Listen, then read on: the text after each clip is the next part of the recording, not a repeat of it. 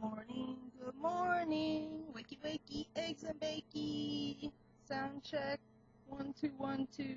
Sound check, Madame Rouge, Madame Rouge. It is 8:22, and I gotta time myself because I've been recently making videos that have been too long to upload. And I know how much you guys don't like not seeing every single video I make. So I'm gonna make sure that it fits this time. Today I wanted to talk a little bit about the fact that this is turning into my own talk show, and really that's what it's turned into. A few people that I've spoken to that have actually had the words in their head to say what it could be. I've heard a lot of talk show kind of stuff, so by all means, you need advice, ask me. I'll give you advice. I can do that. I know that's one thing I know how to do. On that note, I wanted to address for a minute what's going on in the news, and something that's kind of important to me because it's something that I've been interested in a while, kind of a counterculture to me, because I'm much too old to be watching the Disney Channel, yet I watch these things, I watch cartoons, I watch children's programming because it's just so much nicer. What a great world it is, I'm truly not a fan of violence, so all you Quentin Tarantino maniacs, don't get mad at me or anything, but I'd rather watch The Labyrinth. Sorry. But anyways, my point is that Demi Lovato is somebody that was on Barney when my cousin was about 3, and I remember babysitting my cousin and watching Barney, and I don't remember her being there, Selena Gomez and Demi Lovato actually being on Barney, but I know that they were on Barney together, and that's how they met. I guess a couple days ago, the information was released that Demi Lovato was taken off the Jonas Brothers tour because she had to go to rehab for cutting herself.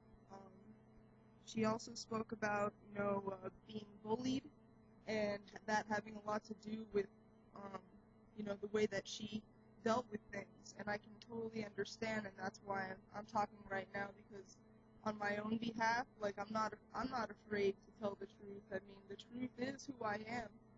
And, I know exactly how you feel. So if you're ever watching this, which I don't know if you are, but if you are, I know how you feel. When I was in 7th and 8th grade, these two boys used to follow me around every day, and they would spit on my pants, and they would call me horrible names, and it was just so torturous. And I used to go home, and I used to look in the mirror, and I used to think, God, why do I have to look like this? Why can't I look like her? Why can't I look like her? These people in middle school who, actually, it's pretty funny because, yeah, they were pretty in middle school, but they grew up, and now they're not so pretty anymore. Anyways, that's beside the point. And then, not only that, but, I mean, the bullying went on my whole life because I've always been, eccentric and a little bit different. But, the cutting was definitely a direct effect of being bullied, and I don't think it was just what was going on at school with kids. I think it was also had a lot to do with what was going on at home. I felt like when I cut myself that, I know it sounds crazy, and I don't do it anymore.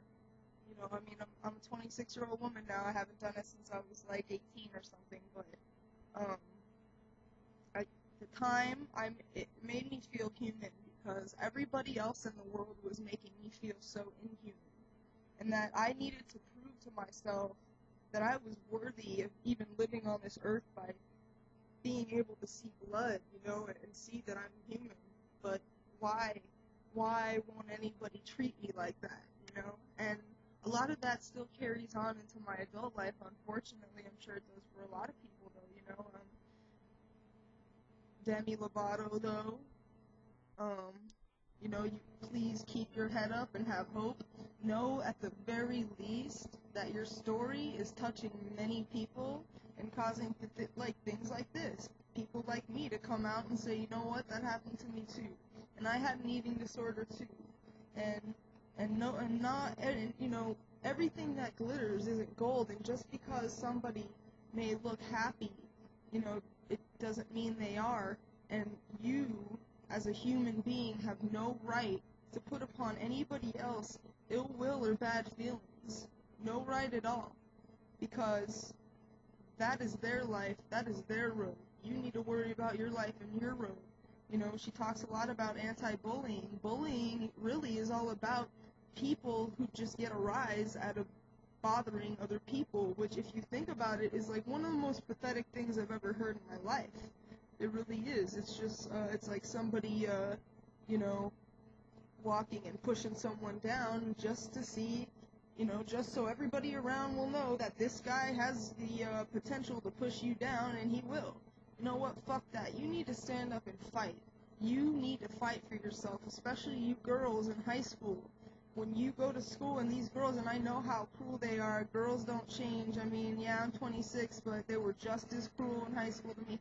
They weren't cruel to me in high school because they didn't see me as a threat then, but that's also another thing that I battle with now, is being a late bloomer and, not being one of the real pretty girls in high school, but then being who I am now, the way I look now, something I can't help at all.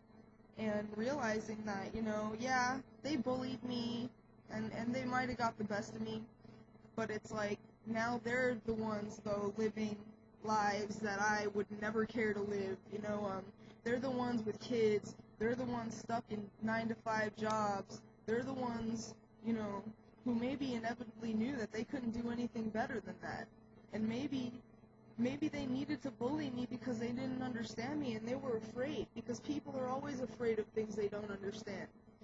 And to you, Demi, I couldn't imagine, I just can't imagine what it would be like to have to go through that kind of struggle in any kind of public domain in any manner. But at the same time, yes, I'm telling my own story too, which I will divulge in a lot more as time goes on, I think. I think right now, but that's all we know is right now for the moment. And right now for the moment, I guess what I'm trying to say is that a bully has no place in anybody's life. They don't even have a place in their own life, because if they did, they wouldn't be bullied. So you gotta consider the source when you hear people talking about you, and I know it's hard because, you hear it and it goes into your head, and sometimes it's subconscious and it just bothers you and you don't know why, but really, really, really, I think, Demi, I think you said it the best, you said you used to come home and tell your mom, and you used to want to do things about it, and your mom would tell you to turn the other cheek, and you would, quote-unquote, say, but they're so mean, and I know, I understand, they are so mean, but you know what? If you react, and I know you know this now, I'm sure you know this by now, but for those of you who don't, bullies are reactors. They're not. That's why they're bullies. They're followers. They're not leaders. They're reactors. They're not actors. That's why they need to bully you, just so they can look around and say, "Oh, does everybody think that's cool that I just did that? Oh, good." So just know how pathetic they really are. And I think that you already do. So. No problem there. Kind of also got me thinking about, okay, I got a few minutes left here. Time. I was thinking about, how they always talk about how weed is a gateway drug or whatever, but and then I'm thinking, they have a city in California called Weed, and they also have, they have a city in California called Needles, too, and I'm thinking, God, to the people who move to Weed, is that leading to a bigger, harder city like Needles? Holy crap. Nobody even thought about that? But, boom. Happy 2010, because it's gonna be over soon, thank goodness.